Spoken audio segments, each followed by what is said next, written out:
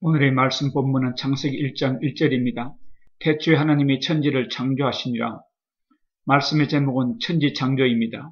하나님은 영원하신 분입니다. 영원은 시간도 공간도 물질도 없습니다. 그런데 하나님께서 영원세계에서 내려오셔서 시간과 공간과 물질을 만드십니다. 태초는 시간을 말하며 천지는 공간과 물질을 포함합니다. 창세기 1장 1절에서 하나님께서 시간과 공간과 물질을 창조하셨습니다. 창세기는 기독교는 사람에게 처음과 끝이 있다는 것을 말합니다.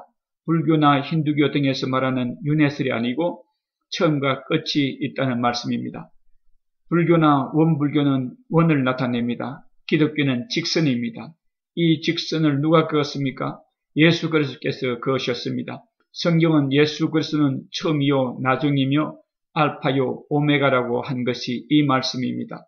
예수가 끝이 아니라 예수 그리스도가 이 사람을 처음 시작하시고 끝내시는 분이란 말씀입니다. 우리 한글 성경에는 복수의 개념이 정확하지 않습니다. NIV 성경에는 In the beginning God created the heavens and the earth라 해서 하늘들이라 했습니다. 하늘들이 무엇입니까? 하늘들을 많이 만드셨다는 말씀입니다. 우리가 현재 서 있는 공간도 하늘입니다. 그리고 이 지구를 벗어나면 태양계라는 전체 시스템이 있습니다. 이것은 우리가 대하고 있는 하늘과 다른 차원의 하늘입니다. 그리고 이 태양계를 벗어나면 태양계를 포함하는 큰 하늘이 있습니다. 이것을 은하계라고 합니다. 이 은하계는 또 다른 은하계와 조화를 이룹니다. 우리 태양계가 속해 있는 은하계 안에는 1000억 개의 태양계가 있다고 합니다. 그리고 1000억 개의 태양계를 품고 있는 은하계가 우주에 1000억 개가 있다고 합니다. 성경에는 엄청나게 많다는 표현으로 하늘의 별과 같이 바다의 모래와 같이 많다고 말합니다. 우리 머리로서는 상상도 할 수 없는 별들이 많습니다.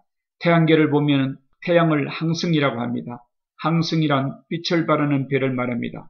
그리고 그 항성을 중심으로 돌고 있는 행성들이 있습니다. 이 행성들은 스스로 빛을 발하지 않고 지구나 목성, 화성이나 수성같이 태양으로부터 빛을 받는 별들을 행성이라 합니다. 그리고 지구를 중심으로 돌고 있는 달과 같이 목성이나 금성에도 그 별들을 중심으로 돌고 있는 달들이 있습니다. 이것을 위성이라 합니다. 우리가 밤에 반짝이는 별을 보는 것은 모두 태양과 같은 항성들입니다. 이 우주에 얼마나 많은 별들이 있습니까? 그런데 그렇게 많은 별들뿐만 아니라 별들의 크기에 대해서도 우리는 상상할 수 없습니다. 제가 인터넷에서 찾아본 바로는 지구와 형제별인 목성과 비교할 때에 목성은 지구의 1360배라고 합니다. 그리고 태양은 지구에 비해 14만 배라고 합니다. 태양보다 밝기가 50만 배, 반경이 태양의 1900 내지 2100배의 별이 있는데 이 별의 이름을 VY 캐니스 머조리스라고 합니다. 이렇게 우주의 수많은 별들에 비하면 지구는 너무나 보잘것없습니다. 뿐만 아니라 현재 밝혀진 가장 큰 별인 VY 캐니스 머조리스에 비하면 지구는 현미경으로 봐야만 할 정도로 상대적으로 작은 별입니다. 그런데 이런 형편없는 지구를 우주와 동등하게 놓았습니다. Heavens and the earth. 이렇게 엄청나게 많고 큰 별에 비하면 보잘것없는 지구를 하나님은 온 우주와 동등하게 놓았습니다. 지구를 하늘들이란 단어 속에 포함시켜야 하는데도 불구하고 지구를 따로 떼놓았습니다. Heavens and the earth. 놀랍지 않습니까? 지구가 무엇이기에? 이것은 하나님께서 지구를 온 우주만큼이나 중요시 여긴다는 의미입니다. 여기서 우리는 하나님의 의도를 알 수 있습니다. 우주를 창조하신 것은 지구를 창조하시기 위한 것임을 깨닫습니다. 그런데 창세기 1장 2절에 지구가 공허하고 혼돈되고 깊은 흑암 가운데 있다고 합니다. 이런 지구의 환경을 조성하는 작업이 2절에서 시작해서 창세기 1장의 마지막 절인 31절까지 연결됩니다. 그리고 여섯째 날 맨 마지막에 사람을 창조하셨는데 지금까지의 지구 환경을 조성하신 목적은 그 가운데 사람을 창조하셔서 살게 하기 위해서인 것을 알 수 있습니다.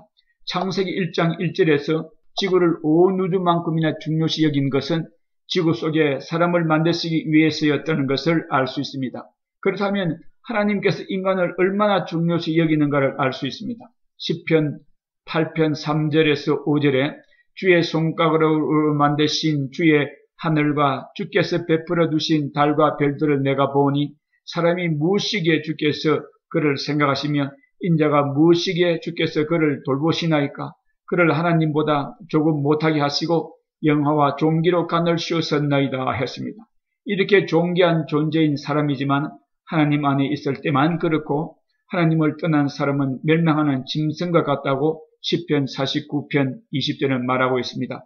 지구와 큰 별에 비하면 상대적으로 현배경으로 통하여 볼 정도로 작고 가치없는 별인데 그 속에 사는 사람들이야 오죽하겠습니까? 예수 그리스도를 떠나서는 지구도 사람도 아무것도 아닙니다. 그러나 예수 그리스도 안에 있는 사람은 하나님보다 조금 못하게 하셨다고 성경은 말합니다. 하나님이 창조하신 피조물 중에 더 높고 가치 있는 것이 무엇입니까? 태양입니까? 태양보다 2000배나 더 큰 VY 캐니스 머저리스입니까?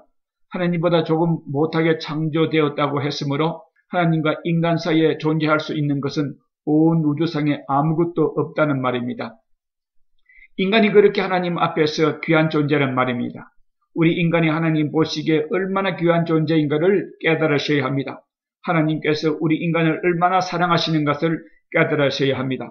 흔히 구약 성경을 잘 모르시는 교인들이 구약 성경을 읽고 하는 말이 구약의 하나님을 무슨 하나님, 잔인한 하나님으로 알고 있는데 하나님은 사랑이십니다. 하나님은 인간을 얼마나 사랑하시는가를 창세기 1장 1절에서부터 보여주고 있습니다. 창세기 1장 26절, 27절에서 하나님은 자기 형상을 따라 인간을 만드셨다고 했습니다. 우리 하나님의 자녀된 자들은 위대합니다. 하나님보다 조금 못한 자, 감히 하나님과 비교합니다. 태양과 비교하는 것이 아니라 태양보다 2000배나 더 크고 큰 그 별과 비교하는 것이 아니라 하나님과 비교해서 하나님보다 조금 못한 존재란 말입니다. 이 말은 천사보다도 더 높고 천사장보다 더 높다는 말입니다.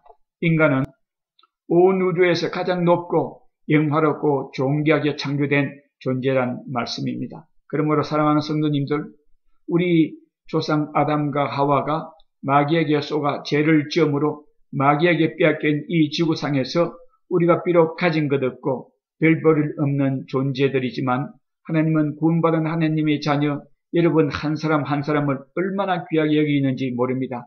예수님은 구원받은 한 사람이 천하보다 귀하다고 말씀하신 적이 있는데 창세기 1장 1절 말씀에 의해서 그렇게 말씀하신 것입니다.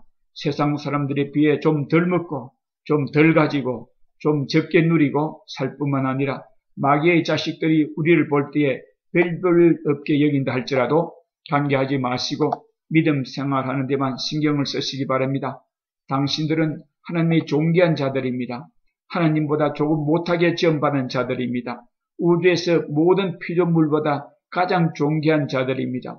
하나님 말씀으로 높은 자들입니다. 하나님 다음으로 높은 자들입니다. 당신의 자녀들입니다. 하나님의 자녀들입니다. 서로서로 인사하시고 이렇게 격려하시기 바랍니다. 당신은 하나님 말 다음으로 존귀한 자입니다. 하고 말씀입니다.